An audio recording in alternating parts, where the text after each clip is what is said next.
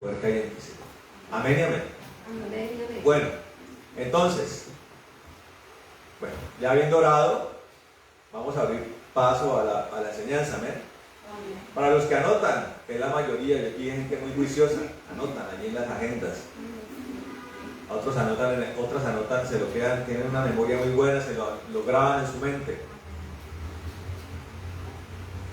La enseñanza de hoy la vamos a llamar el necesario. Dígale a que está al lado, necesario. Repítale, el necesario temor de Dios. Dígale otra vez al que está al lado, el necesario temor de Dios. Amén. El necesario temor de Dios. Bueno, hermano, el temor de Dios, el temor, un tema que, como muchos temas que la Biblia aborda, el conocimiento de Dios aborda, es un tema que no está exento de debate, no está exento de incluso de la discordia, ¿sí? E incluso ha sido un pretexto para la división y para pequeños cismas o grandes cismas dentro de la iglesia, porque algunos dicen acerca del temor, y en este caso el temor de Dios, dicen que el temor de Dios es una reverencia que no tiene más allá, no tiene más entendimiento, no tiene más concepto que la reverencia, porque Dios es un Dios de amor, dicen. Es como es un Dios de amor, entonces ese temor del que habla la Biblia es una reverencia, simplemente, como cuando pasa un rey, se le hace su reverencia porque es rey.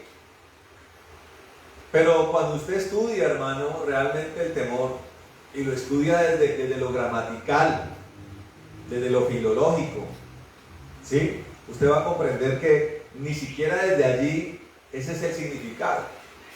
Ahora, ¿está asociado a una reverencia? Sí. Dentro del temor hay una reverencia.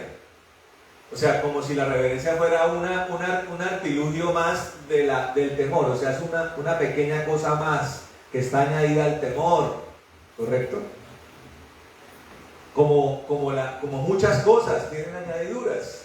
La palabra de Dios dice que no nos enfoquemos en las añadiduras, ¿sí? No nos basemos en las añadiduras. La palabra de Dios dice, busquemos el reino de Dios y las añadiduras vendrán, ¿correcto? Por ejemplo, una añadidura para nosotros es el dinero. Es una añadidura. ¿No es necesario? No es verdad. No vamos aquí a hacer una apología de la pobreza, ni de los dogmas, ni de las doctrinas franciscanas, ¿no? Que dicen que los hombres y mujeres de Dios son hombres que tienen que estar en absoluta desposesión. Y esa gente hace votos de pobreza, ¿sí? O sea, hoy tenemos personas que supuestamente siguiendo a Cristo hacen votos de pobreza. Pues andan descalzos, desposeídos, no hay ningún tipo de riqueza, comen mal, ¿sí? Porque supuestamente ese es el objetivo de un verdadero hombre de Dios. No. Es necesario el dinero y el sustento de las cosas. El dinero en el sentido de que es lo que necesitamos. ¿Para qué? Para comprar cosas, ¿cierto? Pero aunque es necesario, es una añadidura. La reverencia, aquí haciendo la comparación, es una añadidura del temor. No es el temor en sí. Pero para poder empezar a entenderlo mejor, quiero que partamos de lo que significa el temor. Desde el significado que la academia responsable de darle un despliegue a los conceptos de los términos en el castellano dice. Entonces, el temor, ¿qué es el temor? Dice, miedo, escuche esto, dígale a que está al lado, miedo. Dice, miedo que se siente al considerar que algo perjudicial o negativo ocurra o haya ocurrido. Y hay un concepto que lo acompaña, dice, sospecha de que algo es malo o puede conllevar un efecto perjudicial o negativo. Ahora, partiendo de esto, mis queridos hermanos, quiero desprender algo muy importante. Dos cosas importantes, que es el miedo infundado o el miedo con razón de ser o el miedo sin razón de ser. Y es fácil de entender. El miedo con razón de ser es el miedo notorio, el miedo que tiene una causa clara. Por ejemplo, si usted está caminando por el Serengeti, allá en África, y usted escucha el rugido de un león, ¿es normal sentir miedo? Sí. Por supuesto. Además que hace parte de un instinto de supervivencia, ¿cierto? Porque el cuerpo mismo segrega sustancias como la adrenalina que hacen que la persona se ponga en alerta porque realmente su vida está en peligro. Ese es un miedo con causa real, con razón de ser. Pero el ser humano, así como ha incubado en su vida el pecado, también se ha perfeccionado, por decirlo así. Digo perfeccionado entre comillas porque de pronto es un uso equivocado de la palabra perfeccionado. Ha aprendido a ser un ser miedoso. Entonces somos seres que andamos con miedo a todo. Voy a la tienda, tengo miedo de que me atropelle un carro. ¿Sí? Miedo a las personas, miedo a los animales, miedo a la lluvia, miedo al sol, miedo a todo, a la oscuridad, miedo a la luz, miedo a los espacios grandes, miedo a los espacios pequeños. Y hay fobias, que la palabra fobia viene de miedo, de todo tipo. Hay gente que le tiene fobia, por ejemplo, a los animales voladores. Y realmente la persona vive la experiencia de un miedo tal que su cuerpo comienza a actuar en dirección a eso. Y es algo que desborda a la persona. Pasa la mariposita y de verdad la persona le tiene miedo a la mariposa.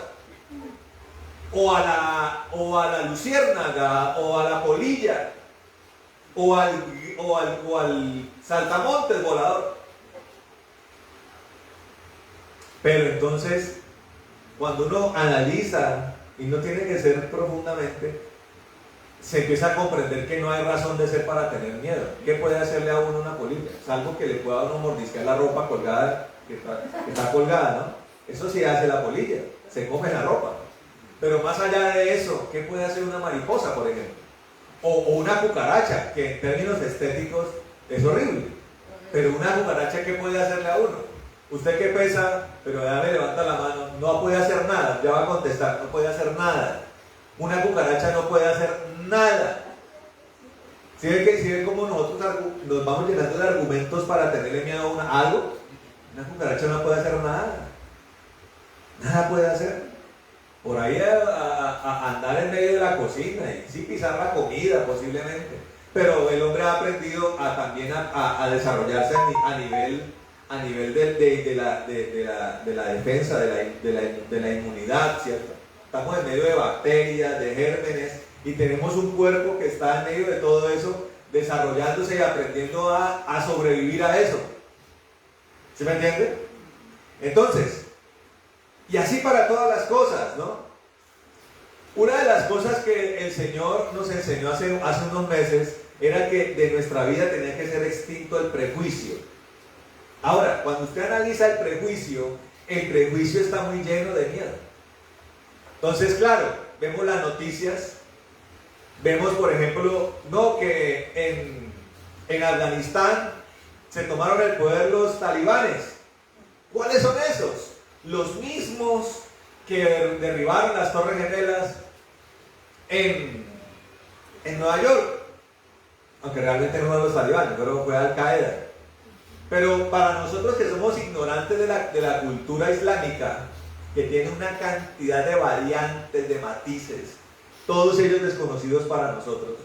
Pensamos que un hombre de Al Qaeda o de ISIS o de Talibán es la misma cosa.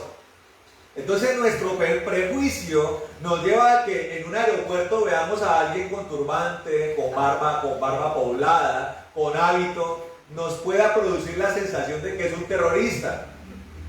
Es como lo que produce, por ejemplo, los colombianos en ciertos países.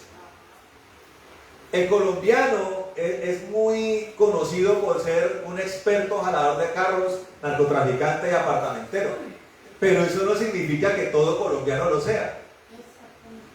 Entonces, si uno va a los países donde ciertas personas han hecho eso, la gente va a temer de nosotros porque piensan que vamos a producir un daño igual que otro colombiano hizo. O sea, el ser humano anda en medio de miedo, ¿me entiendes? El miedo al fracaso, el miedo a una crisis financiera. Una persona le llega el terror, por ejemplo, cuando su trabajo se pone en peligro. Entonces, imagínense, tiene hijos, colegios que pagar, mercado que comprar, arriendo o cuota de casa que tiene que pagar. Y la persona comienza a sentir el peligro. Ya la adrenalina no corre por el león rugiente en Serengeti. La adrenalina comienza a llenar la vida de la persona por cosas ya que cuando usted analiza son realmente insignificantes. Entonces, el temor, que es el sinónimo de miedo, temor y miedo son lo mismo. Temor no es igual a reverencia, temor es igual a miedo. Díganle a que está al lado, temor es igual a miedo. Ahora, la palabra del Señor nos comienza a dar una indicación, nos comienza a señalar un camino para que ese miedo se vaya desvaneciendo. Y dice, por ejemplo, el perfecto amor echa fuera todo temor. O sea, Dios está diciendo y afirmando: mi presencia, mi aparición, la consecuencia de mi obra, de lo que yo ejecuto, una de las cosas que hace es destruir el miedo. El Señor dice que no nos ha dado un espíritu de temor, ¿cierto? Sino de poder, de amor y de dominio propio. O sea, algo antagónico, una antítesis del temor. O sea, algo contrario al temor. Ahora, no por la aparición de Dios en nuestras vidas, el temor queda reducido a cero. No, sino que Dios nos da la capacidad para que, aparecido el miedo, podamos vencer el miedo. Nos da la capacidad de vencer el miedo, ¿eh? Así como estando el pecado y siendo nosotros sin Dios seres con una incapacidad de doblegar el pecado, aparecido el Espíritu Santo nos da la capacidad de ¿qué? De no pecar, o de decirle no al pecado, o de decirle no a la carne, o de decirle no a la tentación. Asimismo, la aparición del Espíritu de Dios nos ayuda a vencer el miedo. Dios comienza una deconstrucción del miedo. Pero escuche esto, del miedo sin razón de ser. Pero Dios es un Dios seleccionador. Díganle que está al lado, seleccionador. Él tiene el poder para el miedo por lo insignificante quede de lado o desaparezca. Pero su presencia comienza a resaltar un miedo necesario, un temor necesario. Y aparecido ese temor necesario, ese miedo necesario, escuche esto, cuando aparece ese temor por la intervención de Dios, el concepto gramatical sigue siendo vigente.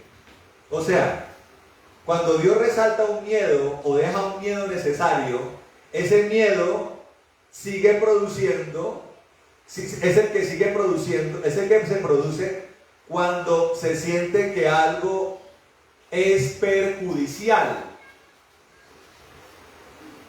porque haya ocurrido ya o porque vaya a ocurrir. Entonces, aparece el temor por Dios.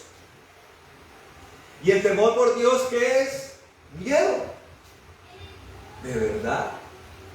¿Eso es lo que Dios quiere? Es una de las cosas, más que Dios quiera, es una de las cosas que Dios produce. Dios produce miedo. Y como todo lo que es de Dios, viene por revelación. Ahora, podemos empezar a comprender que el temor de Dios es un entendimiento de que Dios va a hacer cosas perjudiciales, destructivas, negativas, por causa de la justicia.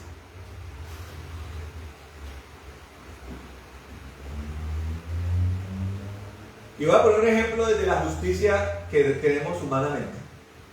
Hay un libro, no sé si usted lo ha leído, que se llama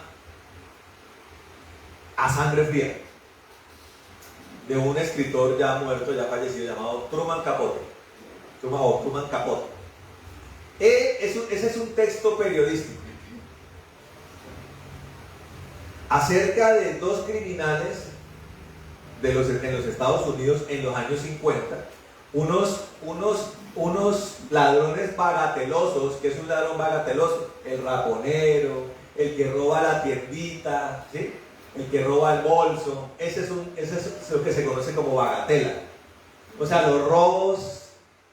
Y ellos son dos ladronzuelos de ese corte, ex militares, fracasados, uno de ellos con una lesión física, que solamente aspiran a robar, a hacer ese tipo de robos. Pero un día entran a una casa creyendo que van a lograr tomar el gran botín de sus vidas. Pero resulta que terminan encontrando $50 en la caja fuerte, después de haber amarrado a toda la familia. Y de repente, uno de ellos hace uso de extrema violencia. Y termina asesinando terriblemente a toda la familia. Ellos terminan matando a toda la familia terriblemente. Un país como Estados Unidos, en algunos de los estados, considera esto como algo digno de muerte. Ahora, yo le pregunto a usted, hermano, ¿la muerte es buena? ¿Es algo negativo? ¿Usted qué dice?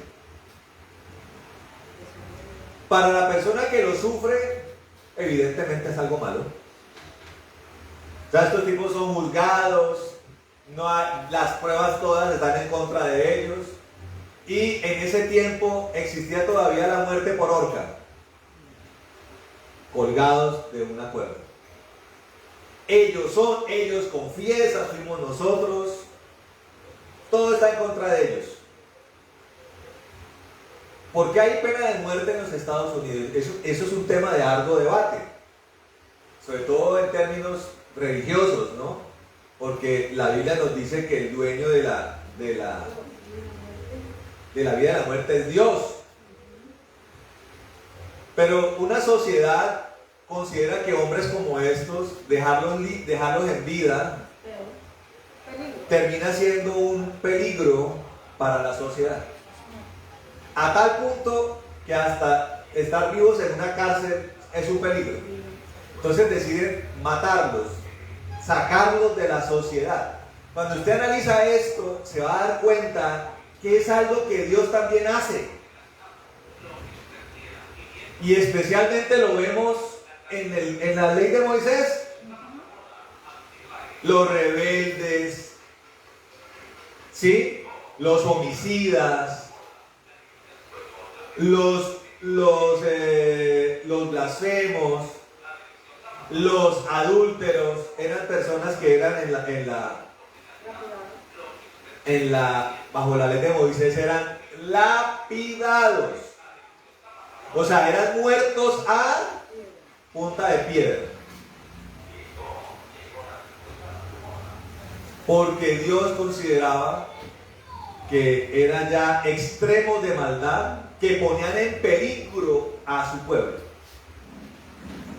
Ahora, cuando analizamos el temor de Dios, algunos dirán, pero Pastor Mauricio, estamos bajo la gracia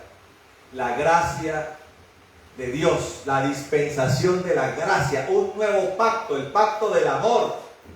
Pero recuerde que la palabra de Dios dice que Él es el mismo ayer, es el mismo hoy y es el mismo por los siglos. Nosotros tenemos que seguir comprendiendo que es la gracia. La gracia es un tiempo de tregua en el cual Dios está esperando que nos arrepintamos. Es un tiempo donde su misericordia se presenta de manera muy particular. Está dando una enorme oportunidad a través de la revelación de su amor, de su poder, de la revelación de la obra de Cristo y de la presencia, de la dispensación del Espíritu Santo para que nosotros, los seres humanos, consideremos la salvación tan grande que Dios nos está dando, que se basa por creer en Cristo y seguirlo, ser excluidos de una condena que ya teníamos como vigente en nuestras vidas. O sea, nuestra vida de pecado, Dios había considerado que era meritoria de que cuando saliéramos de este mundo fuera severamente sancionada. Pero justamente sancionada, que es lo que no podemos olvidar. Aunque severo, era justo el castigo. Y podemos decir lo mismo del temor, aunque terrible, es necesario. Entonces, es algo en lo que Dios opera por causa de la justicia divina. Pero el temor, como todas las cosas que vienen de Dios, vienen por revelación. El conocimiento, la revelación, el sustento, es lo que alimenta el temor, es lo que le da a uno entendimiento acerca del temor.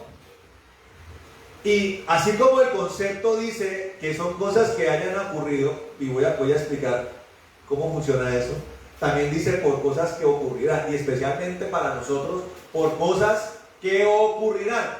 Pero por las cosas que han ocurrido, la Biblia está llena de ejemplos. En el Antiguo Testamento, por ejemplo, Jonás tiene una misión, ¿cierto? Tiene que ir a predicar a Nínive. ¿Predicar qué? Que se arrepientan. ¿Por qué? Porque hay un juicio que Dios tiene para ellos, ¿cierto? ¿Un juicio de qué? De absoluta destrucción. ¿Juicio justo? ¿Juicio severo? Sí, pero justo. Ahora, la palabra de Dios nos dice que Dios es grande en misericordia. Conociendo a Dios, comprendemos que Dios había agotado en instancias de misericordia. O sea, venía anunciando desde antes: Nínive, arrepiéntase. Ojo, Nínive, corrija su camino. Y envió a Jonás como el último anunciante.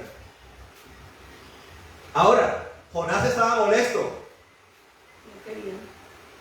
No quería ir. ¿Por qué Jonás estaba molesto?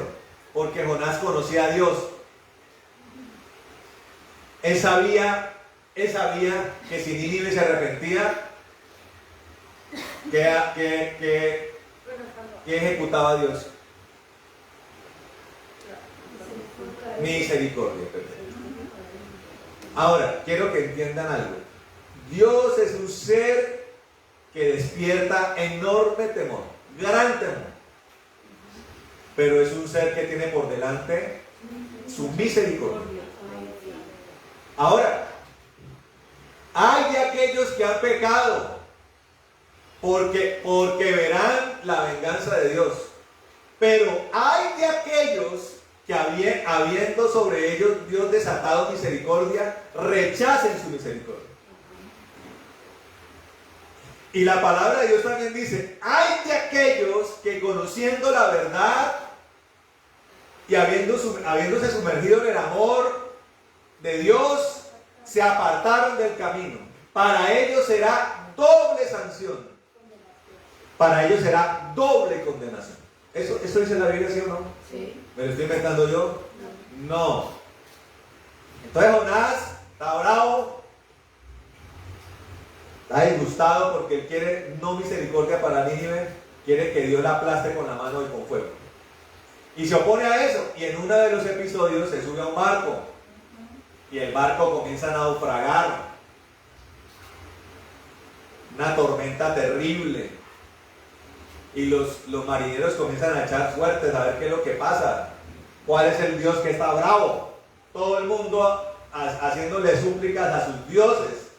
Cuando de repente se dan cuenta que hay uno que no está haciendo lo que tenía que hacer. Y le preguntan, oiga, ¿y usted qué? Aquí relajado. ¿Cuál es su Dios? Mi Dios es el Dios de Israel. Yo le hago una pregunta. ¿Cuál era el Dios más famoso del mundo antiguo? El de Israel. Y la fama de ese Dios se enriquecía ¿por qué? ¿Por sus milagros? ¿Por sus prodigios? La fama, de pronto para su pueblo tal vez sí, pero la fama ante los demás pueblos estaba enriquecida ¿por qué?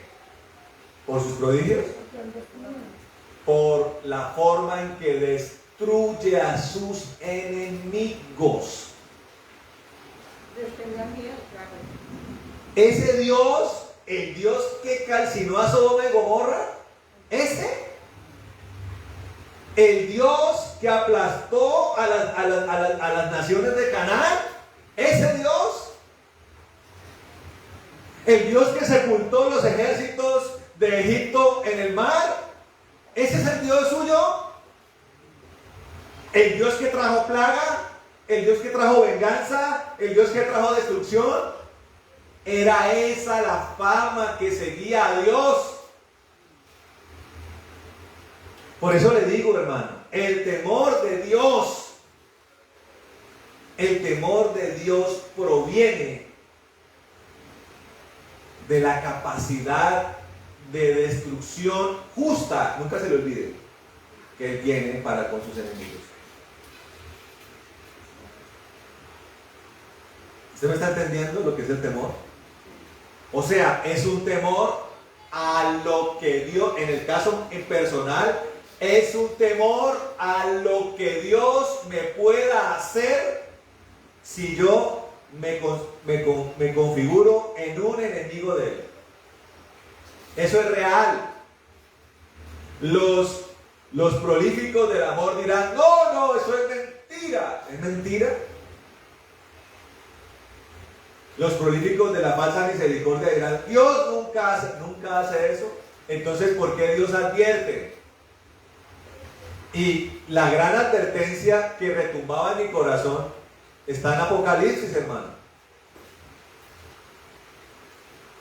Está en Apocalipsis, especialmente en el capítulo 20, 21 y 22. Miren lo que dice acá, por ejemplo. En el capítulo 20, versículo 10 dice, y el diablo que los engañaba fue lanzado al lago de fuego y azufre, donde también están la bestia y el falso profeta, y serán atormentados unos cuantos minutos, no más. ¿Eso dice? No. Serán atormentados día y noche por los siglos de los siglos. Eternamente perfecto. Ahora, seamos como niños. Hace poquito vimos ese volcán allá en la isla de Palma, ¿no? En España. Acabando con animales, con fauna, flora. Una cosa que cae en la lava, ¿qué le pasa a eso? Ahora, imagínese el lago de fuego y azufre. Y cae, por ejemplo, el diablo con su falso profeta, con el anticristo, y están allí en ese fuego reverberando. ¿Por qué reverbera algo allí? Porque se está quemando. Y en el caso de alguien que estuvo vivo, ¿cuál es la sensación? Estarse quemando por los siglos, por los siglos, por los siglos de los siglos. Ahora, pero ahí dice que el diablo y sus secuaces son los que serán lanzados allí. Pero mire lo que dice el versículo 8 de Apocalipsis 21. Dice: pero para los cobardes e incrédulos, miren los que van de primerito. ¿Quiénes son los cobardes, hermano? Los que no abandonaron el miedo sin causa. Y mire que está asociado con incredulidad. Alguna vez prediqué por qué estos dos términos estaban asociados. Y es sencillo, porque el incrédulo, o sea, el que tiene dificultad de creerle a Dios de lo que es capaz de hacer, es en esencia un cobarde. O sea, alguien lleno de miedo. Alguien que lo supera el temor por lo terrenal, alguien que lo supera el temor por el diablo, alguien que lo supera el temor por lo espiritual, y por ende eso lo lleva a no creer en lo que Dios es capaz de hacer. Aquel que lo sorprende la muerte o la partida de este mundo en ese estado, cae en un estado de perdición. Dice, los cobardes e incrédulos, no dice ni los asesinos, no dice ni los adúlteros, los primeritos en ser echados allá. Ahora, escuchen esto. Si usted fuera un juez o la fiscalía, ¿usted a quién iría a perseguir inmediatamente? ¿A lo más peligroso o a lo menos peligroso? Usted, Andresito, ¿qué haría? ¿Iría a buscar allí al que se roba las tapas de la alcantarilla? ¿O iría a buscar a los que roban bancos y matan gente por matar celulares? Por robar celulares. ¿A quién iría a atrapar primero? Al más peligroso. En este caso, Dios no lo hace por el más peligroso. Dios lo hace por el que le causa más repulsión. Cuando viene la justicia definitiva de Dios, la venganza definitiva de Dios, Él echa mano del que le causa más repulsión. ¿Y quién es ese que le causa más repulsión? El cobarde y el incrédulo. Porque habiéndolo hecho todo, habiéndolo mostrado todo, para que nosotros creamos, las personas, algunas o muchas, terminan rechazándolo o no creyendo. Ofrecí mi hijo, ofrecí su sangre, su vida, lo expuse, lo hice pasar la mayor vergüenza, porque recuerden que la palabra dice que todo eso que pasó fue el quebrantamiento del Padre sobre el Hijo. O sea, básicamente el Padre fue el que partió al Hijo en la cruz. El Calvario, allá abre los ojos allá, ¿no sabía eso? Bueno, pues ya abre los ojos para que usted entienda.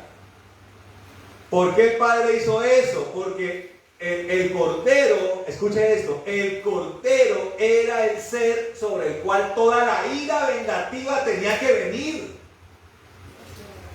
O como los sacerdotes levitas trataban al Cordero. Corderito, venga para acá, ¿sí? Como somos ahora con los animales, ¿no? ¿Sí? No, la muerte sacrificial era supremamente violenta. El cordero, los cabritos, los bueyes, las palomitas eran brutalmente muertas. Allá está casi llorando allá. ¿No ha leído la Biblia? ¿Le causa sorpresa eso hasta ahorita? Porque es que el amor de Dios y la justicia que se necesitaba ejecutar puso a Dios a escoger entre o los hombres o los animales, pero una sangre tenía que ser derramada. Así es. Y para vertir esa sangre, la muerte era brutal. No descuartizaban los sacerdotes a los animales. Eran expertos carniceros. ¿Se ve cómo nos engañan las cosas? Tan insensible. No, eso era el amor de Dios por nosotros, hermano. Un animalista dirá, debieron haber cogido más bien a la gente, se debió haber descuartizado ella misma en vez de los corderitos y de los... Eso dirá un animalista, ¿cierto? Pero por esa causa, hermano, y cansado de que no daba resultado el asunto, entonces el padre ofreció a su propio hijo. Como quien dice, no creen el amor que tengo por ustedes, voy a enviarles a mi propio hijo. Y yo mismo lo partiré en la cruz del Calvario. Mis propias manos lo despedazarán. Porque tenía que ser, la ira tenía que ser desatada sobre aquel sobre el cual caía todo el pecado. Porque los pecados de la humanidad fueron remitidos sobre el Señor en la cruz del Calvario. Para que todo aquel que pida perdón en un verdadero arrepentimiento, en el nombre de Jesucristo, no en el nombre de María, ni de José, ni de Buda, ni de Mahoma, en el nombre de Jesucristo, que fue el que subió a la cruz.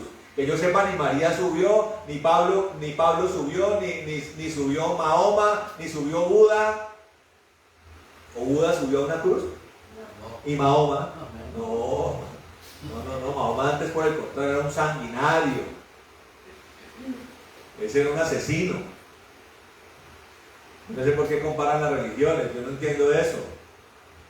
Nuestra religión es la religión del amor, del ofrecimiento por otros, esa es nuestra religión. Un Dios vivo es el que, y un mártir, un Mesías que se sacrificó por nosotros y resucitó. Esos somos nosotros. ¿Están entendiendo la diferencia? Todos los caminos. ¿Por qué la gente sigue con esas tontadas, hombre? Entonces la ira tenía que ser desatada sobre él. Para que ahora no crean. Para que a la larga no creyeran. A eso dice el Señor. Lo voy a agarrar de primero. Lo voy a agarrar de primerito. Y lo voy a lanzar al agua de fuego. Para que reciban el tormento eterno que también el diablo, el anticristo y el falso profeta recibieron. Ahora, escuche esto. Claro, viene el tiempo de la gracia, la misericordia extrema. Pero pasado ese tiempo, y teniendo de por medio ya el sacrificio de Cristo, la ira vengadora de Dios será mucho más severa. Porque la palabra de Dios dice: ay de ti, Corazín, ay de ti, Capernaum, ay de ti, Betsaida. Ojalá los milagros que hicimos allá los hubiéramos hecho en Sodoma y Gomorra. ¿No dice así el Señor?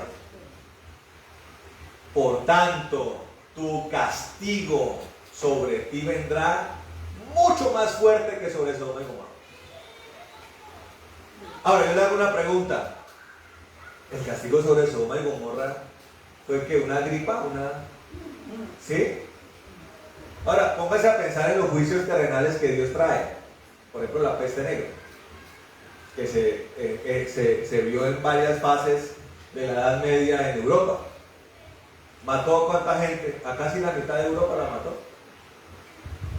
Terrible ese castigo.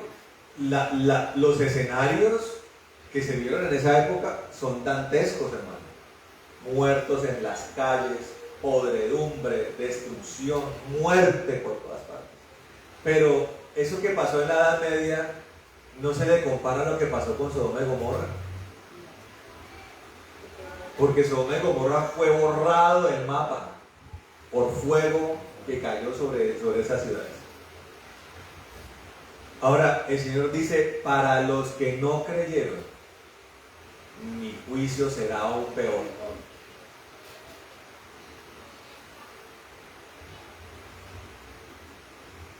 Es el problema de la incredulidad, hermano. Ahora, esto que estamos hablando no produce temor, hermano. Como mínimo estamos diciendo en el corazón, Señor, te voy a creer todo lo que me digas. Voy a temer, Señor. El pecado, no. No puede vivir en mí, no puede dominar mi vida. Empieza el temor a ser alimentado. Por eso llama el temor necesario, amén. Ahora, uno sigue mirando.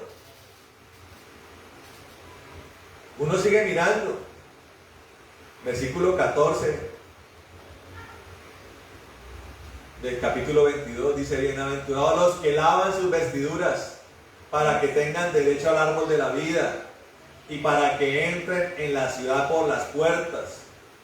Pero afuera quedarán los perros, los hechiceros, los fornicarios, los homicidas, los idólatras y todo el que ama y practica la mentira. Ahora, curiosamente, en este versículo 15, habla primero, o sea, ¿a quién le quiere echar mano Dios primero? A los perros. ¿Usted cree que son los perros? Los mismos cobardes, no. Primero estoy hablando de los perros. Los perros son los mismos cobardes e incrédulos. El que se la pasa mordiendo hermanos, el que se la pasa mordiendo pastores o tratando de morder pastores, el que adopta dogmas de incredulidad y que son por ende cobardes, ¿son para Dios qué? Perros. Y están de primeritos en la lista. ¿No produce temor eso? Hay una pregunta. ¿Qué pasó?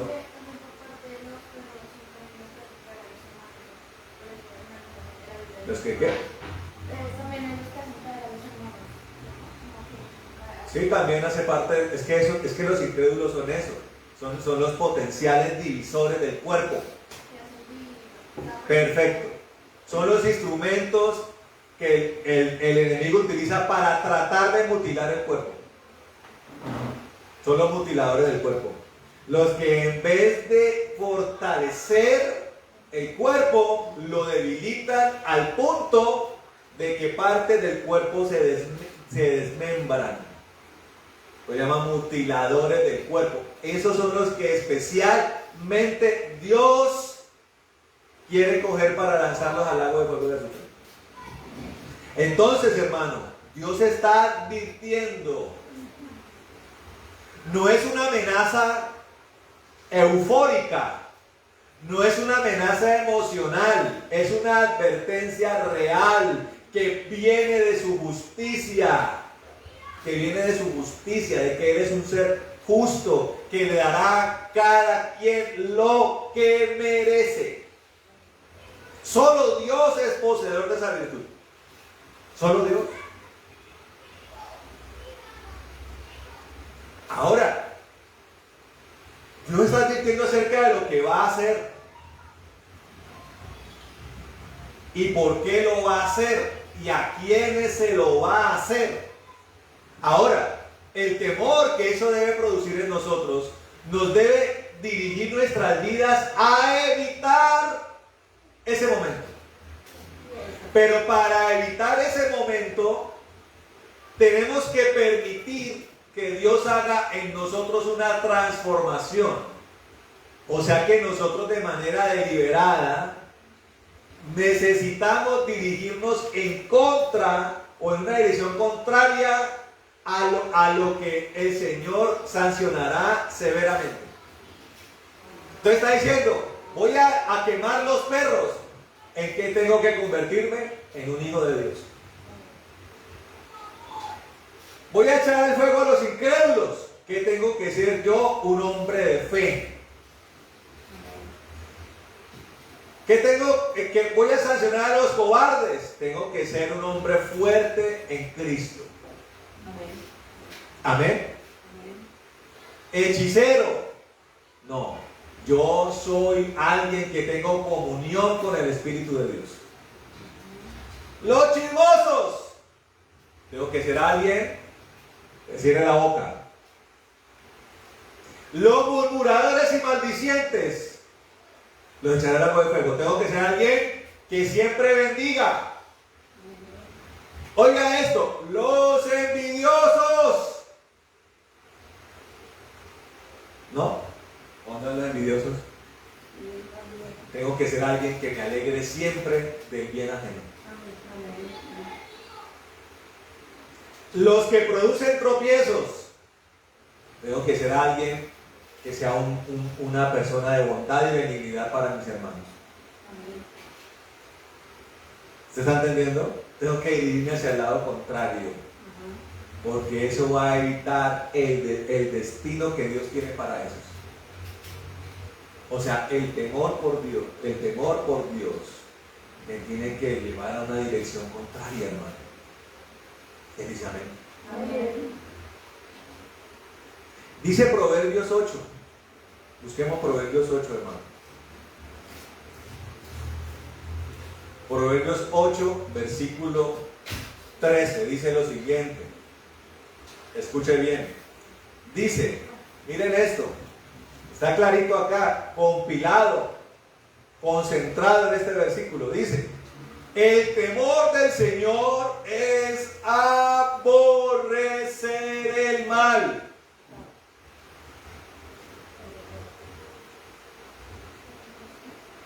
El temor del Señor es aborrecer el mal. Oiga, escuche esto.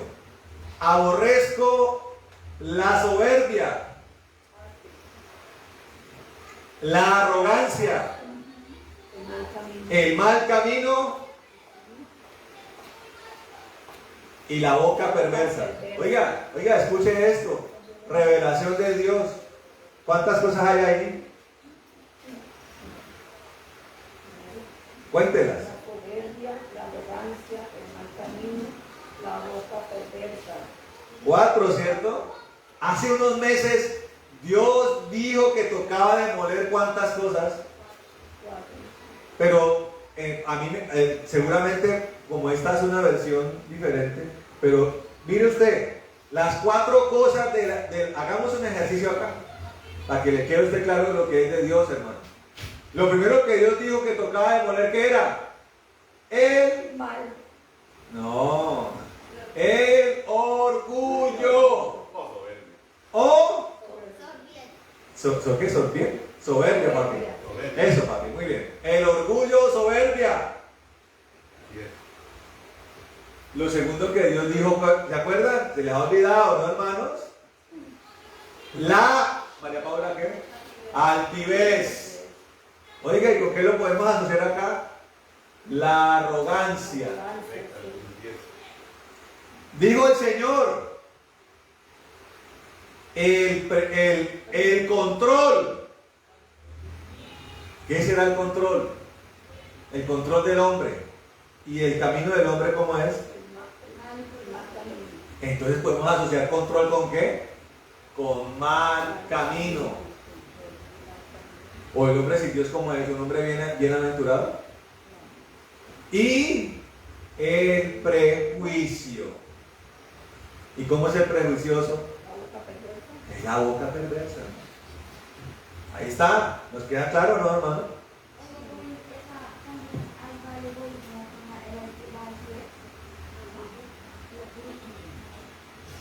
¿Cómo no entiendo?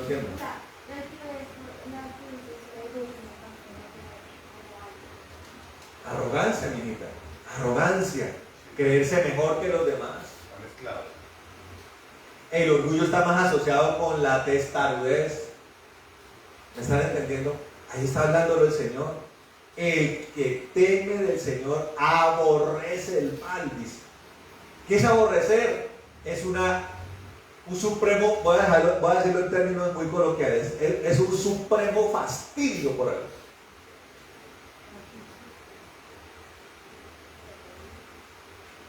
Cuando usted encuentra un animal muerto en descomposición, ¿qué le produce a usted?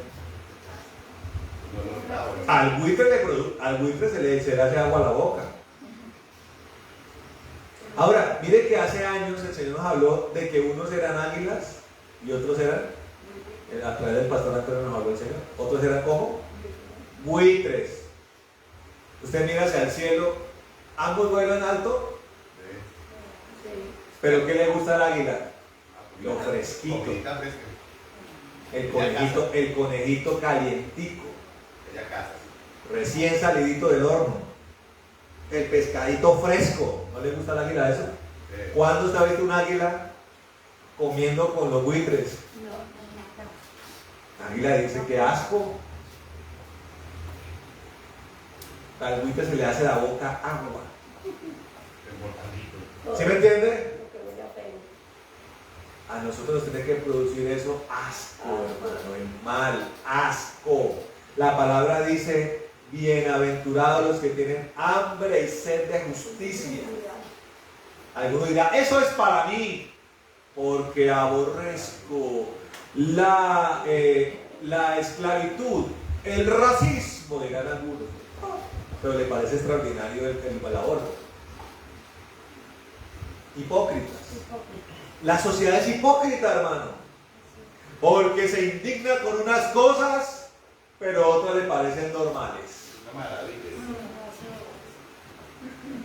Se indignan por los embarazos no deseados, pero les parece sabroso la hipersexualidad. O sea, andar como conejos unos con otros. Una sociedad que está pendiente a ver de cómo se puede abortar, de castigar severamente a los violadores, a los acosadores. ¿No? Pero no van y atienden la fuente del problema. Y somos una sociedad adicta al sexo. No. Eso sí no, porque eso hace parte de nuestra hermosa libertad. Si yo quiero tener 40 parejas, no tenerlas, así. Pero ¿qué dice el Señor? Él es el Dios de la justicia. Los fornicarios no entrarán al reino de Dios. Quedarán por fuera, dice. ¿Y serán lanzados a dónde? Allá, donde el tormento es eterno. Amén. Entonces, dice el Proverbio 8, dice: el temor del Señor nos lleva a aborrecer el mal. Miremos segunda carta a los Corintios, capítulo 7. Rápidamente.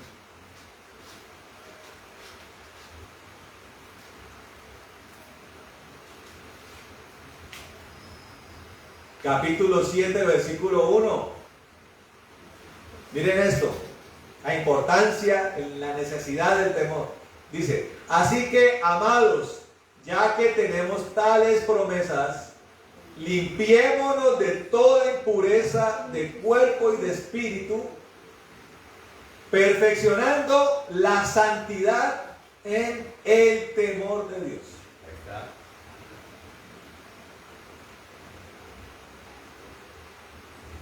está. Ay, sí.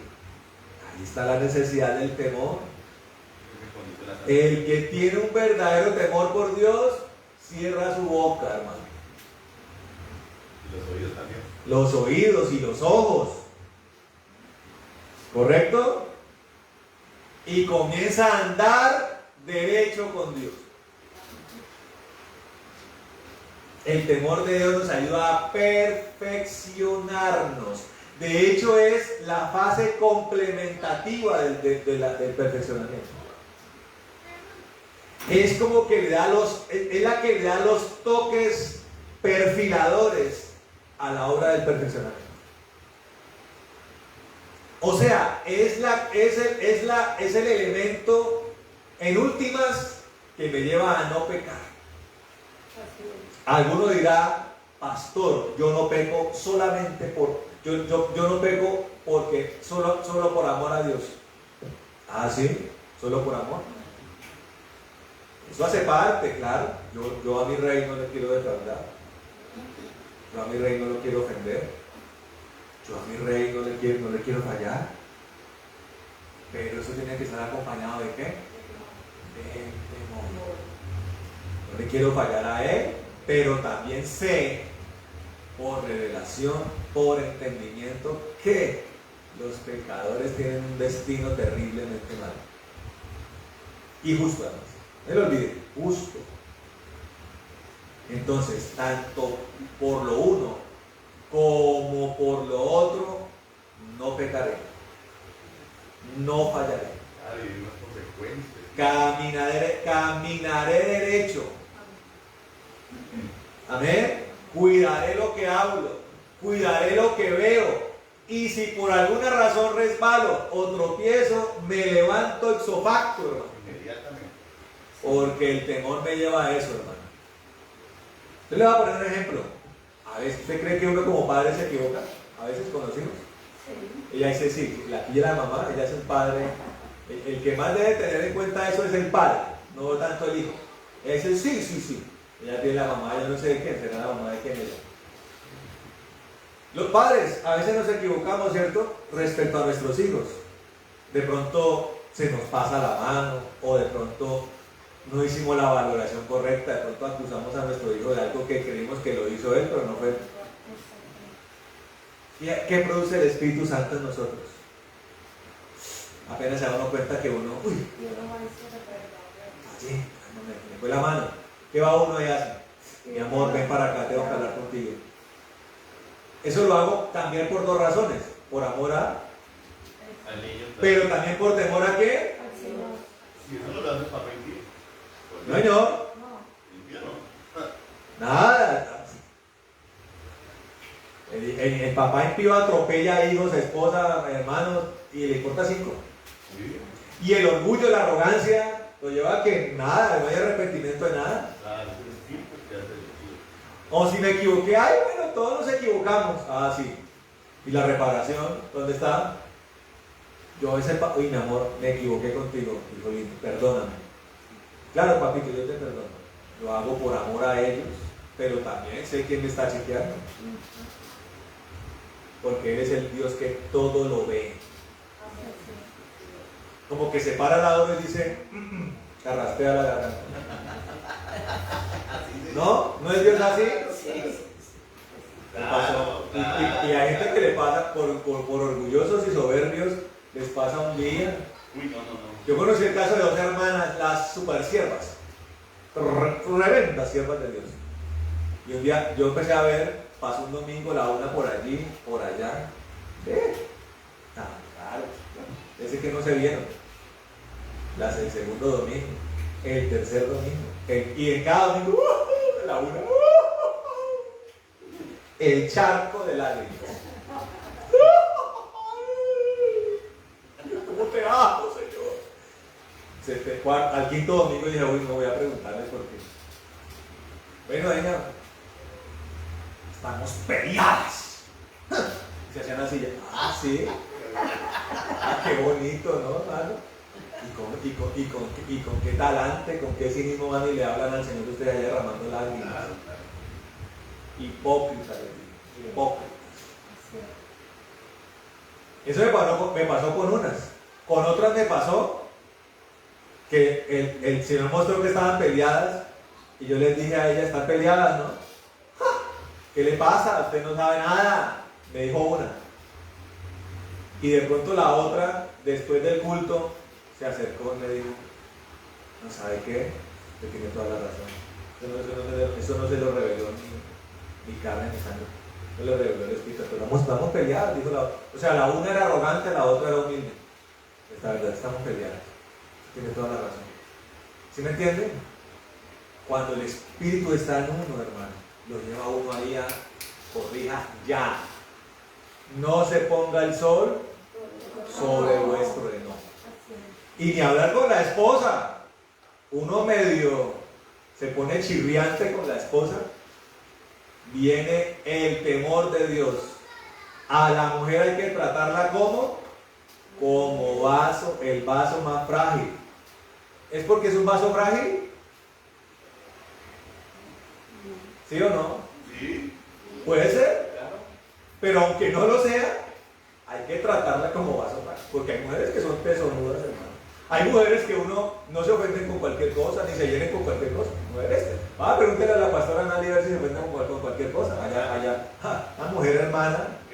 Pero aún a la pastora Nali, que mejor dicho, eso coge los diablos por los cuernos, a ella hay que tratarla como dice la palabra de Dios. Pero sobre todo por lo que es que puede que sea una mujer muy dura, pero la herida del esposo es de otro calibre. O sea, Correcto. Pero es lo que hace el esposo a ella, exactamente. Es que el esposo es el instrumento que puede ser para que ese jardín esté bien florecido, claro, o para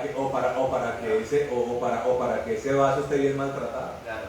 Entonces, uno como que de pronto le subió un tonito más a los decibeles, como tenía que hablar con la esposa. El amor por el padre, el amor por la esposa y el temor de Dios vienen a uno. Voy a arreglar esto ya, voy a pedir perdón, voy a resarcir el daño. Ahora, el temor de Dios, hermano, lo tiene que llevar a que eso, que en lo que yo me equivocaba, por temor, tiene que empezar a desaparecer. O sea, esos errorcitos tienen que empezar a desaparecer, hermano. Porque para el católico romano, él seguirá creyendo que el que peca y reza empata. Pero para nosotros dice, el que teme al Señor aborrece el mal. O sea, antes de que ocurra, me sabe mal y por eso las batallas hay que ganarlas de entradita, aquí y acá. Antes de gritar, ofender, maltratar, ver lo que no se debe, hablar lo que no se debe, que es donde más peca el hombre. A uno le pasa. De pronto alguien le propone a uno un tema en el carro o caminando y uno va y el Espíritu Santo, cállese.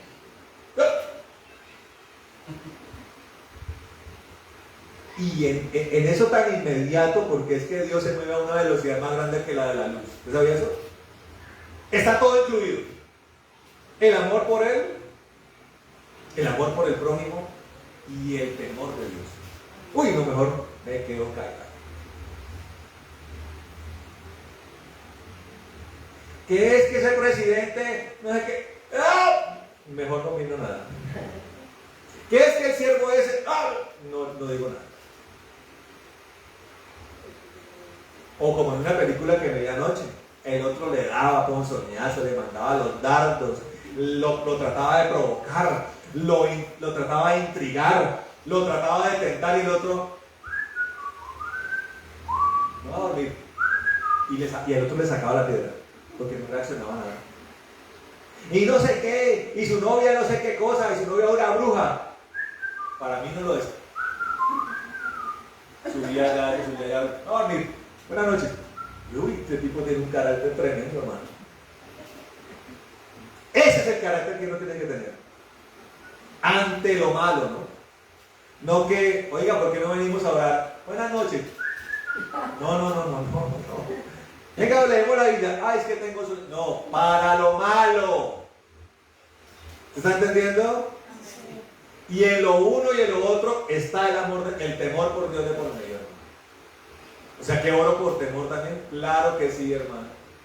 Me pongo a cuentas con el Señor en la noche por temor. Pues usted puede decir, ay, pero todo el día anduve bien. Hermano, vaya, arrodíllese, pase el tiempo necesario con Dios antes de acostarse. Así haya sido un día lleno de santidad, de paz. No, que usted diga, oiga, pero ya ahí pecó, porque se cree mucha cosa. Vaya, hable con Dios, ¿se me entiende? Por temor a Él. Hola, Padre, ¿cómo estás? Buenas noches, Padre, Madre. ¿Me entiende? Miren lo que dice. Entonces, el temor es el que complementa la obra. Ahora miren lo que dice Proverbios 22:4. Proverbios 22:4.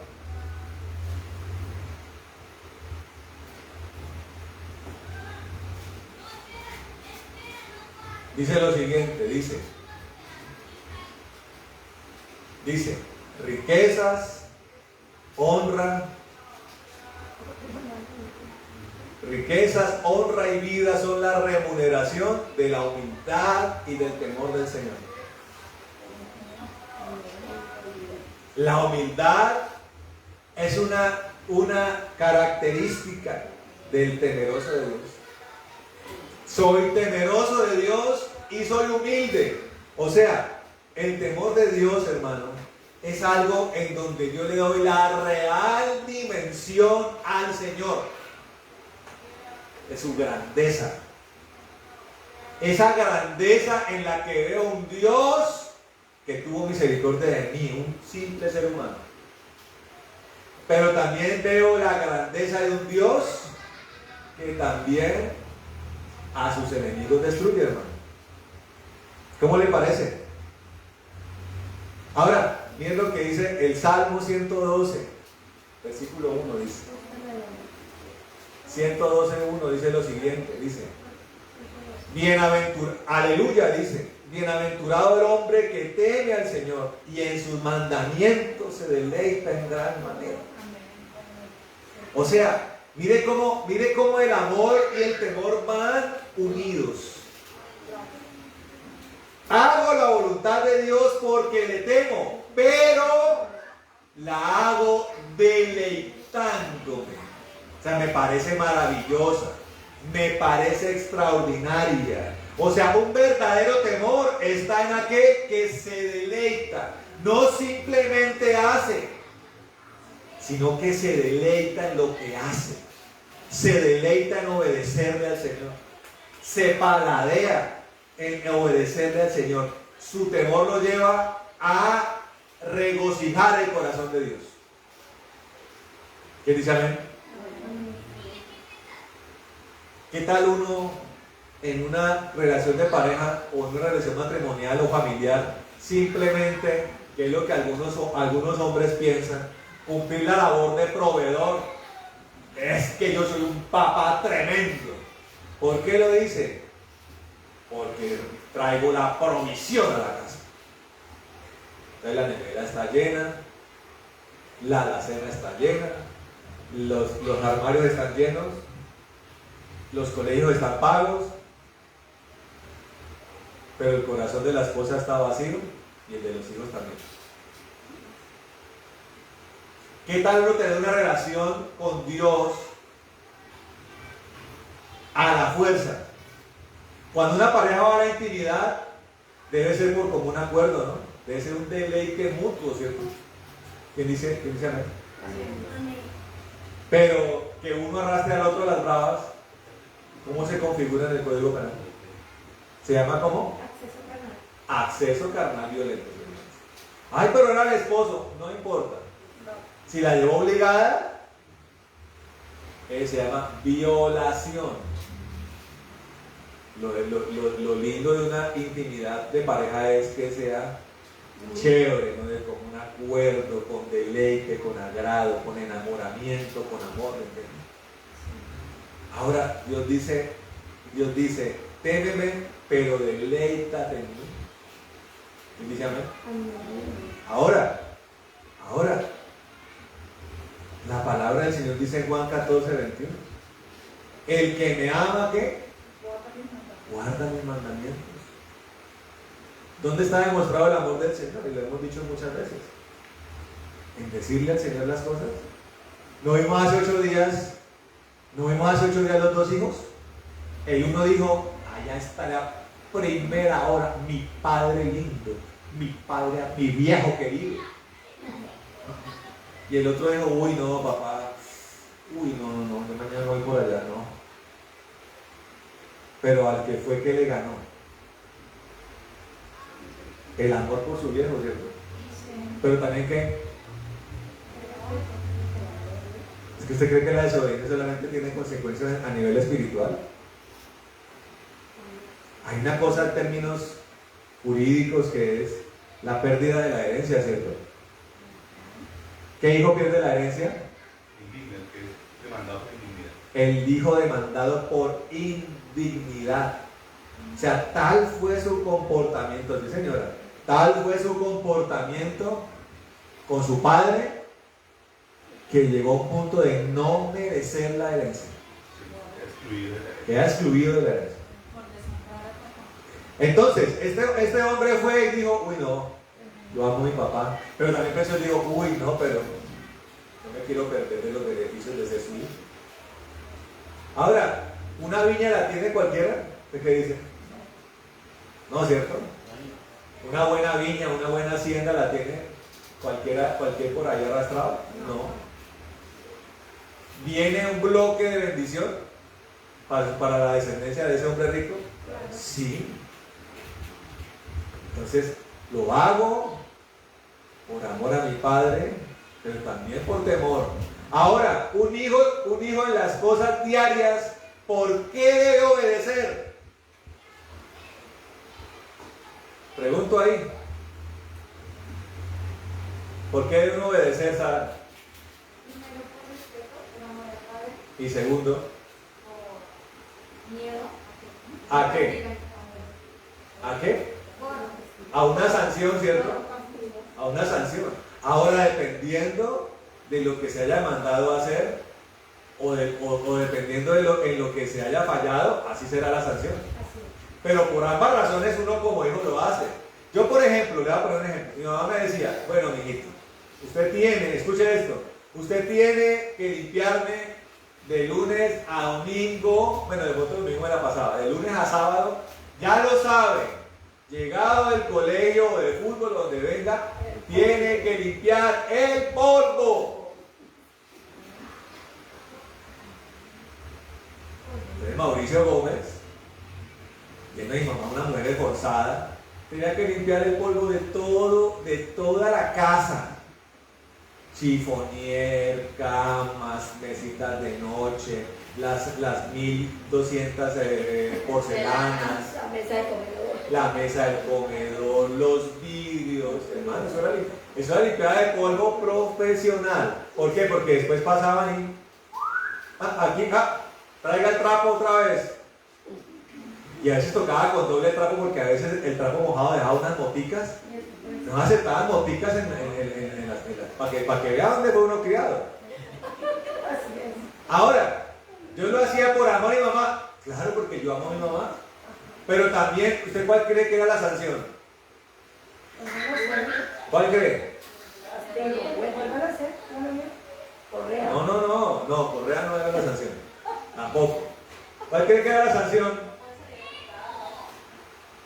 No, pero había una sanción que para mí era la que yo quería evitarme. Eran horas y horas de cantaleta.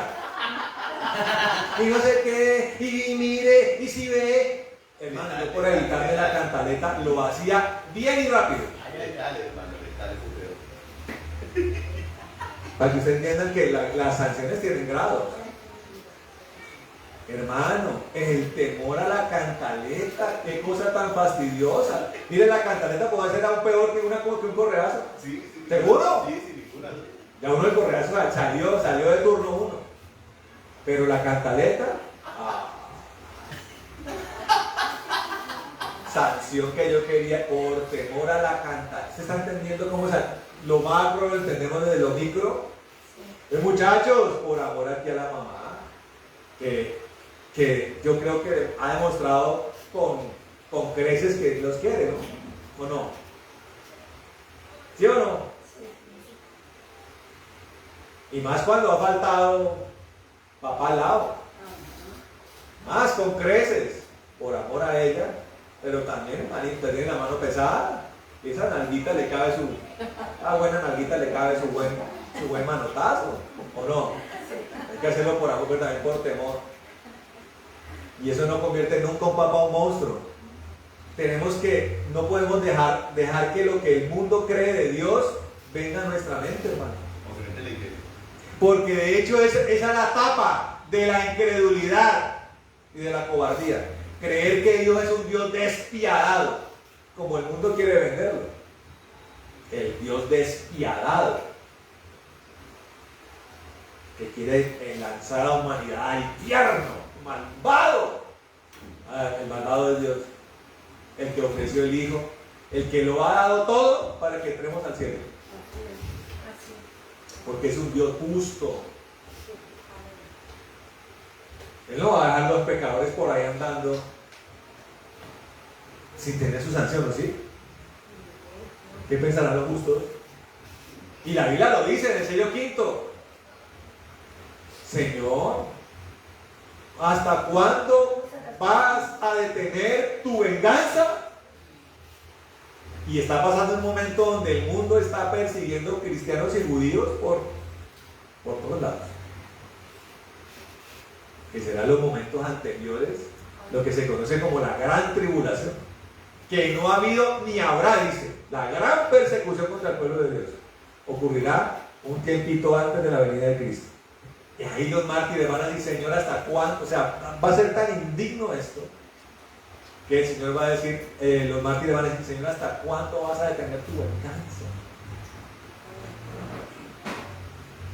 O sea, lo que causó que ahora estemos acá contigo, ¿cuándo lo vas a desatar sobre tus enemigos? Entonces es cuando aparece lo que se conoce bíblicamente como el día del Señor, o el día de la ira del Señor. ¿Están escuchando? Y eso viene antes. Escuche esto, antes del último juicio, que es cuando lanza el lago de fuego y azufre a todos sus adversarios. O sea, escuche esto, mire la ira de Dios cómo opera. Primero va a destruir a todos sus enemigos acá en la tierra. Sus cuerpos quedarán destruidos.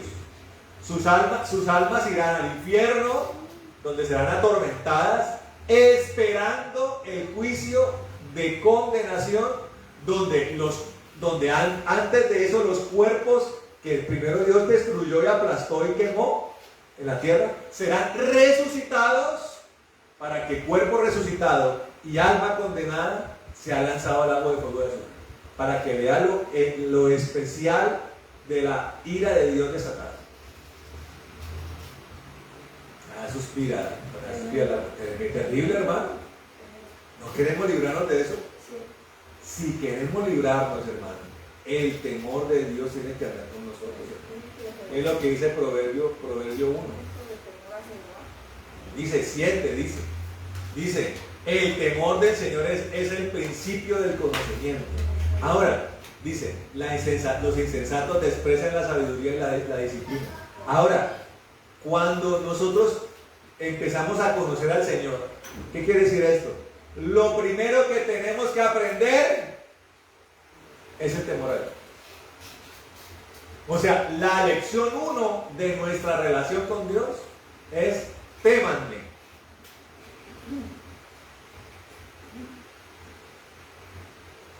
Cuando uno llega a la universidad hay una cosa que se llama introducción a la carrera, introducción a la economía, introducción al derecho, introducción a la ingeniería, ¿no? En la introducción, en el caminar con Dios, en la relación con Dios, la primera lección, ¿cuál es? Témanme. No le dice uno al Señor, témame. El que conoce realmente a Dios es algo que Dios le ha dicho. Témeme. Ámame y témeme. Eso le dice el Señor a sus hijos, a su pueblo. que dice, entonces la base, la introducción al conocimiento de Dios se llama el temor de Dios. Proverbios 9:10 dice, el comienzo de la sabiduría es el temor del Señor. O sea, el que conoce, el que incursiona en el conocimiento de su Señor, entiende que el temor es lo primero que tiene que aprender. Y el que quiere hacerse sabio, también tiene por introducción el temor del Señor. ¿Quiere ser sabio? Tema a Dios. Ay, no, yo quiero ser sabio, pero sin temer a... No, olvídese de eso. ¿Quiere ser sabio? Tema a Dios. O sea, la cosa más sensata, más evidente del sabio es el que teme a Dios. Y uno de los hombres más sabios que fue Salomón lo dice. Él aplicó sabiduría para todas las áreas humanas y terrenales. ¿Y qué dice al final el sabio de sabios? La sabiduría real es esta, dice. Teme a Dios y guarda sus mandamientos. ¿Sí comprende? Ahora, para finalizar, y para que quede claro que tenemos que hacer minúsculos los temores que no tienen fundamento. Escuchen, ¿están escuchando? Amén. Los temores que no tienen sentido, dejarlos a un lado. Es lo que dice Mateo 10:28 para finalizar. Dice lo siguiente Mateo 10:28. Dice, no temáis a los que matan el cuerpo. Yo le hago una pregunta, ¿una mariposa mata el cuerpo? ¿Y la cucaracha? Iba a levantar la mía y él siguió creyendo que la cucaracha es una gran amenaza. Ella está convencida de eso. Ojalá un día Dios le quite ese temor. Ojalá ahorita se le quite el temor a la cucaracha. La cucaracha no hace nada. Sí, su textura no es muy agradable. Su apariencia tampoco es muy linda, que digamos. Fastidiosa. Mire, una cucaracha le parece nada cuando usted ve un escorpión. O cuando ve un 100 pies. Ahí se le quita, o cuando tiene al lado una serpiente cascabel, ahí se le quita el temor por la cucaracha. Mire, dice el Señor, no temáis a los que matan el cuerpo. Llámese pájaros, leones salvajes, cucarachas, a los que matan el cuerpo. Hombres, demonios. Incluye los demonios. ¿Los demonios matan hombres? Sí. De hecho, esa es su especialidad. ¿Y los hombres matan hombres? ¿Y los animales matan hombres? Muchos sí. Dice el Señor, no le teman a ellos.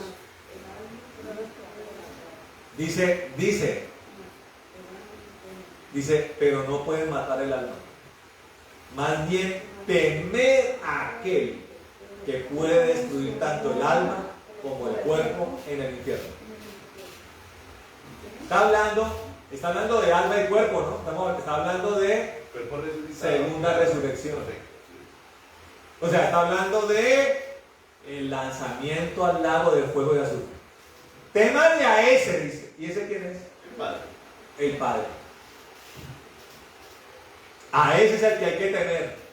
Viene la hormiguita. ¿Qué? Vienen los demonios. Los atamos y los sometemos debajo de los pies de Cristo. Así es, amén. ¿Que estamos a matar? Vamos a ver, porque tengo a Dios por defensor. Ahora, si es mi día, bueno, me voy a encontrar con él. Amén. ¿Quién dice amén? Ahí se acaba el temor. Oiga, y si la muerte no tiene cabida en los hijos de Dios, que la muerte es el gran temor de todo ser humano. ¡Ay, me voy a morir! Si ya la muerte no tiene poder sobre mí, ¿qué otro temor? ¿Me va a poner a llorar el recibo de la luz? No. Y porque hay gente que llora con el recibo de la luz. ¡Ay, tengo el resto, tengo que pagar! ¿En serio? Pero comer ahí carne, huevo con arroz. Porque hay cosas que hacen palidecer a la gente, yo lo entiendo.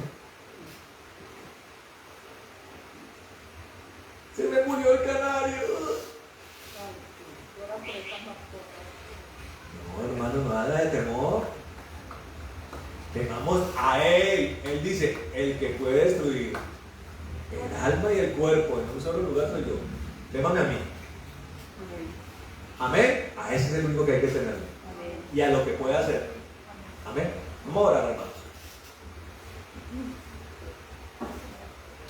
¿Quiere póngase de pie, hermano? Vamos a orar. Amén, Maito. En Isaías capítulo 11, versículos 1 y 2, la Biblia dice que el temor de Jehová es un espíritu de Dios. Venga, Podemos pedir. Isaías, ¿Por qué es tan importante entenderlo? Porque el Señor dice, pero no es. Perdón, y luego pasó Isaías. Isaías 11, 1 y 2. Y la palabra del Señor dice, ustedes han hecho del temor de Jehová un mandamiento de hombres. ¿Qué significa? Que nosotros podemos tener el temor del Señor en la cabeza, ¿verdad? Pero aún con eso fallamos porque no está en el corazón. Entonces el espíritu del temor de Jehová, cuando se mete en el corazón, es igual que lo que pasa con el nuevo nacimiento. Y es que más allá de pensar en que yo le temo a Dios, es como un freno que es sobrenatural, ¿verdad? Perfecto. Y esos espíritus que va a leer el pastor ahí, siempre recuerden, Dios puso esos espíritus que va a leer, esos espíritus que están ahí, Dios los puso en el Antiguo Testamento, uno solo en sus siervos los profetas, un área, y con esa área vemos a Moisés que hizo maravillas, con un solo espíritu. La porción de la iglesia son los 7, porque es la porción mesiánica, o sea, el espíritu del Señor está sobre la cabeza de la iglesia, que es Jesús. Y a partir de ahí dice la Biblia que el buen óleo se derrama por las barbas de Aarón hasta mojar las vestiduras, o sea, hasta el último miembro de la iglesia tiene derecho a la plenitud del Espíritu de Dios que está en Isaías 11. Pero ahí está. Vamos a leerlo, amén. Y de hecho oramos mucho por eso. Sí, amén.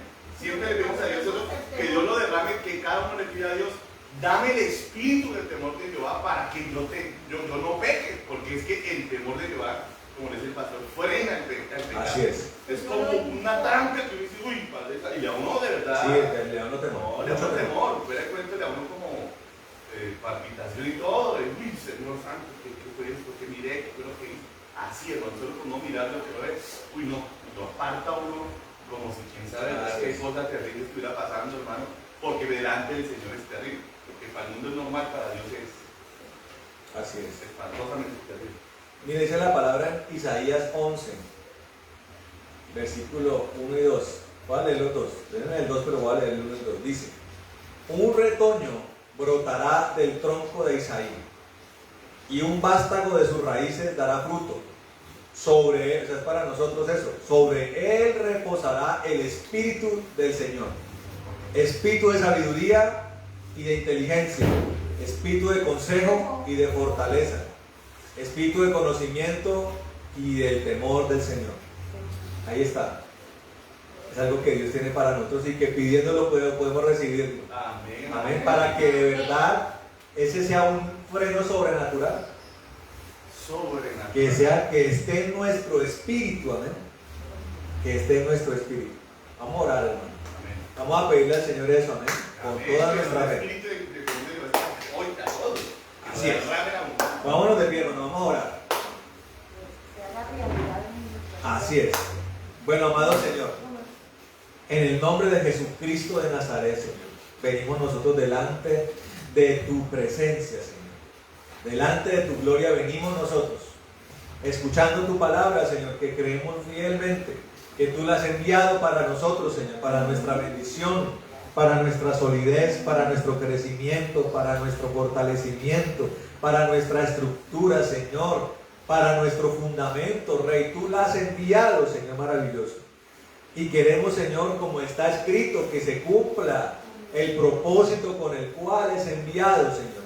Tú eres el Dios de lo sobrenatural, Señor. Tú eres el Dios del poder. Tú eres el Dios de la soberanía, Señor. Pero viene, Señor, para aquellos que claman y lo piden y lo creen. Amado Señor de la gloria. Y, Señor, queremos la soberanía tuya en nosotros, Señor. Queremos un temor invasivo, un temor tuyo invasivo. No por los prejuicios, no por las concepciones mentales o académicas, Señor, sino una intervención profunda porque está escrito que tú nos has designado a nosotros esto, Señor. Amén. Tu espíritu, Señor, maravilloso.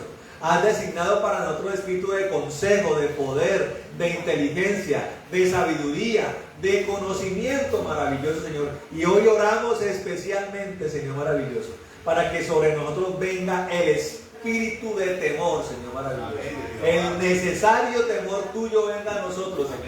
Ese viento, esa dispensación de tu temor, Señor, venga a nosotros, maravilloso Dios, para que a la velocidad sobrenatural y espiritual que tú te mueves, Señor, el temor se mueva en nosotros, Señor, para no tropezar, para no caer, para no fallar, para no defraudar, para no desviarnos, para no caer en tentaciones, para no caer en rebeliones, en propuestas diabólicas, Señor, para no caer en oscuridad, para no salirnos del camino, Señor, y para tener una concordancia con el amor por ti, Señor, y el amor por nuestro prójimo y nuestros hermanos. Señor, trae tu espíritu de temor a nuestras vidas. Levante las manos al cielo, hermano, y reciba de parte del Señor, en el nombre de Jesucristo, reciba espíritu de temor, para que de manera inmediata, si tal vez lo que viene para usted sea tropezar, pensar mal, hablar mal, pecar, inmediatamente venga un freno a su vida. Un freno que le produzca temor, y que a esa velocidad venga a la memoria de su corazón las consecuencias del que tropieza, del que cae, del que defrauda, y las consecuencias finales de los que caminan en cobardía, en pecado y en incredulidad. Venga allí, y allí el freno venga, y usted sea conservado en la santidad, sea perfeccionado en la santidad del Señor. Señor, desata tu espíritu, Señor maravilloso, y que cada hermano aquí presente y que cada hermano que lo está viendo lo reciba ahora mismo por fe y de manera sobrenatural, Señor, y que esa sea la sazón de todo este pueblo maravilloso, Dios. Que esa sea la sazón, Señor, el poder y la capacidad soberana para guardar nuestro corazón y para guardar nuestro camino, en el nombre de Jesucristo, Señor. Y que sea tan intenso, Señor, que no haya la mínima resistencia, maravilloso Dios. Coloca sensibilidad en nuestro corazón y amor profundo también por ti, para que no haya la mínima resistencia, Señor, en el nombre de Jesucristo, y para tu gloria y para tu honra, Señor maravilloso. Y queremos decirte, Señor, que estamos aquí, Señor, y queremos recibir lo tuyo, y queremos complacer tu corazón, y queremos deleitarnos en deleitar tu corazón, y que te deleites en nuestros actos, en nuestras obras y en nuestras realidades, maravilloso Señor. Te damos alabanza, Señor, y queremos adorarte un tiempo más en el nombre de Jesucristo de Nazaret, Señor, y te pido que ministres a tu pueblo, maravilloso Dios, en medio de este ofrecimiento, maravilloso Señor. Aleluya. Aleluya, Señor. Guíame, Señor. Aleluya, Señor. Cristo, ven aquí. Hoy me quiero entregar para hacer tu voluntad. Guíame, Señor, oh mi Cristo, ven a mí, besar tus pies, déjame de ti beber agua fresca, aleluya, agua eterna, Señor.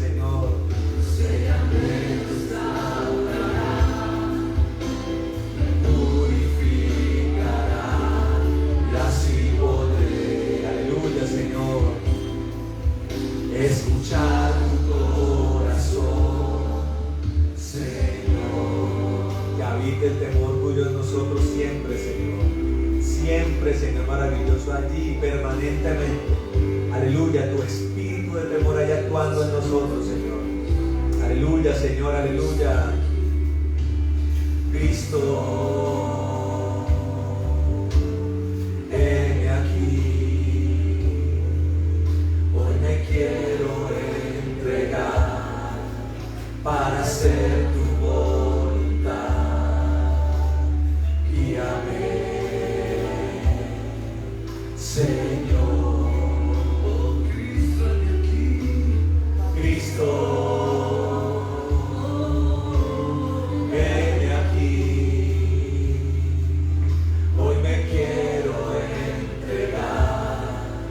Para hacer tu voluntad, guíame, Señor, oh mi Cristo, déjame besar tus pies, déjame de ti beber agua eterna, pues ella me restaurará, me purificará y así podré escuchar tu corazón, oh mi Cristo, déjame besar tus déjame de ti beber agua eterna, pues ella me restaurará, me purificará y así podré escuchar tu corazón, y así podré escuchar tu corazón, y así podré escuchar tu corazón. Amén, Señor. Escuchar tu corazón siempre, Señor, permanentemente, guardando nuestro corazón, Señor. Escuchamos tu corazón para guardar nuestro corazón, Señor, para guardar nuestro andar, maravilloso Dios. En el nombre de Jesucristo, Señor. Aleluya, Rey de la Gloria. Aleluya, habla, Señor. Nosotros escuchamos, Señor. Escuchamos tu voluntad, Señor maravilloso. Escuchamos tu designio, Señor maravilloso. Temiendo de ti, maravilloso Dios. Aquel que es justo, Señor. Aquel que es misericordioso, Señor maravilloso Dios, aquel que libera y que salva, Señor, pero también aquel que cumple venganza, Señor, sobre los adversarios, Rey de la Gloria, y que no deja nada impune, Señor, y que no deja recompensa sin ser otorgada, maravilloso Dios, ni sanción que sea dada, Señor Santo. Bendito Dios, aleluya, Señor, aleluya.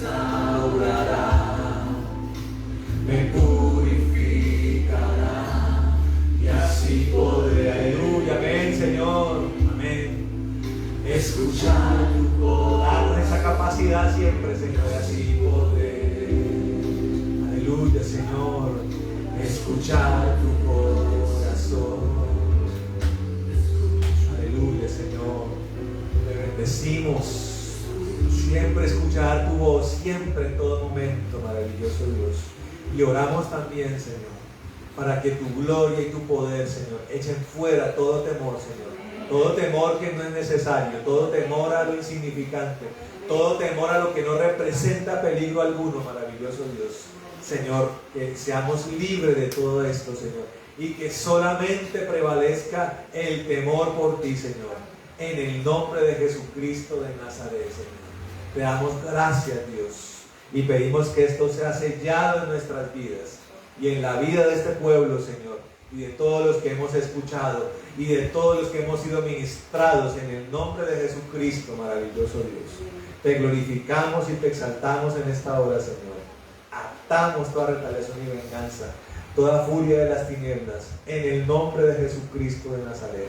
Y hoy hacemos también gala y reconocimiento de que tú eres el sumo sacerdote, según la orden de Melquisedec, maravilloso. Hoy reconocemos que estás delante del Padre, Señor, mediando por nosotros, Señor. Y hoy reconocemos esto delante de ti, Señor. Y pedimos conforme a esto que sea, Señor maravilloso, abiertos los cielos para que haya abundancia y sobreabundancia y dispensación de esto, Señor. Y reprende tú el devorador de nuestras vidas. Bendice, Señor, las finanzas, los graneros, los lagares, las mesas, las despensas, las alacenas, en el nombre de las tierras, las cosechas, los ganados, en el nombre de Jesucristo. Que no haya justo desamparado, ni hijo de justo que mendigue pan, y que prosperemos en todo como nuestra alma prospera. En el nombre de Jesús, Señor. También oramos atando todo espíritu de ruina, de pobreza, de escasez, de miseria, Señor, en el nombre de Jesucristo de Nazaret, Señor. Atamos todo el espíritu de enfermedad y lo echamos al abismo. Desatamos toda sanidad en el pueblo que pueda estar enfermo, toda queda remitida en la cruz del Calvario, en el nombre de Jesucristo de Nazaret. Danos la paz que sobrepasa todo entendimiento, afírmanos en el gozo de la salvación y acampa tú alrededor de los que te tenemos defendiéndonos, Señor. Que nos bendigas y nos guardes, que haga resplandecer tu rostro sobre nosotros, que tengas de nosotros misericordia, Señor maravilloso, que hace tu rostro sobre nosotros y pon en nosotros paz. Que nos bendigas, que ensanche nuestro territorio, que tu mano esté con nosotros y nos libre de todo mal para que no nos dañe. En el nombre de Jesucristo de Nazaret. Amén y amén. Bueno, gloria a Dios, a los hermanos allá en Bogotá y a los hermanos en Neiva, bendiciones de todos aquí sus pastores y saludos a todos. Los queremos y amamos mucho. Amén y amén.